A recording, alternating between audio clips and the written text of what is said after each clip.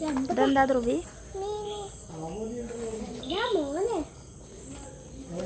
വളരെ തിരക്ക് പിടിച്ചിരിക്കുന്ന സമയത്ത് തിരക്കിട്ടെടുത്തൊരു വ്ളോഗാണിത്. ഒരു കുട്ടി വ്ളോഗ്.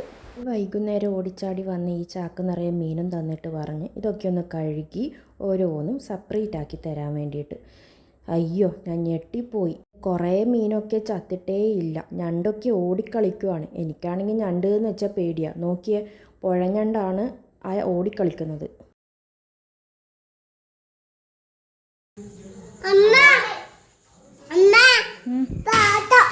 മാത്രോ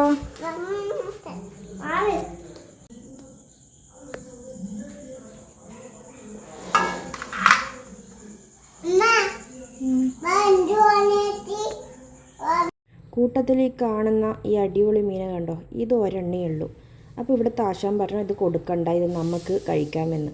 ഇന്നാണെങ്കിൽ വലയിൽ നിന്ന് മീനെ സെപ്പറേറ്റ് ആക്കാൻ വല്ലാതെ കഷ്ടപ്പെട്ടു. കാരണം വല മുഴുവനും ചണ്ടി എന്ന് പറഞ്ഞ, അതായത് മഴക്കാലത്ത് ഈ ഒഴുക്കിൽപ്പെട്ട് കടലിലെത്തുന്ന ചപ്പും പുല്ലും ഒക്കെ ഇല്ലേ, അതൊക്കെ അടിഞ്ഞു കൂടിയിട്ട് വല മുഴുവൻ അതാണ് ഉണ്ടായത്.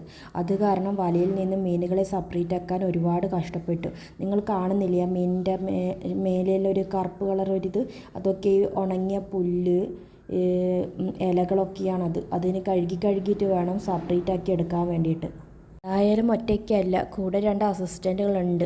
മെയിനായിട്ടുള്ളത് നമ്മുടെ സാറ് എല്ലാവരെയും വിളിച്ചിട്ട് മീനുണ്ട്, എത്ര വേണം എങ്ങനെ വേണമെന്ന് സംസാരിക്കുന്ന തിരയില്ല. നമ്മൾ 2-3 ആളും കൂടിയിട്ട് മീൻ ഒരുവിധം സെപ്പറേറ്റ് ആക്കി കഴുകിയെടുക്കുന്ന തിരക്കിലും.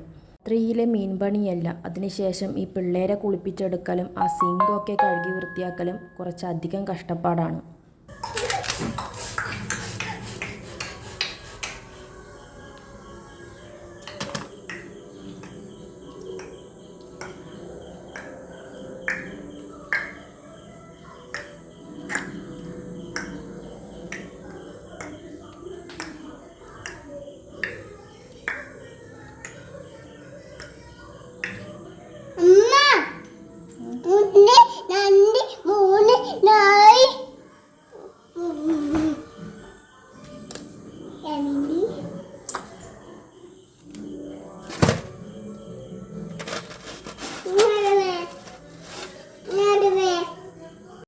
ഒരുവിധം എല്ലാ മീനുകളും അതാത് ഇനത്തിൽപ്പെട്ട രീതിയിൽ ഞാൻ മാറ്റി വെച്ചിട്ടുണ്ട്. ഇനി നല്ല കവർ എടുത്തിട്ട് എല്ലാം തൂക്കത്തിനനുസരിച്ചിട്ട് സെപ്പറേറ്റ് ആക്കണം.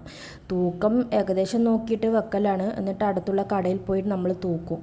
അതിനുശേഷം വിളിച്ച് അന്വേഷിച്ച് അവർക്കെല്ലാം കൊടുക്കലാണ് പതിവ്.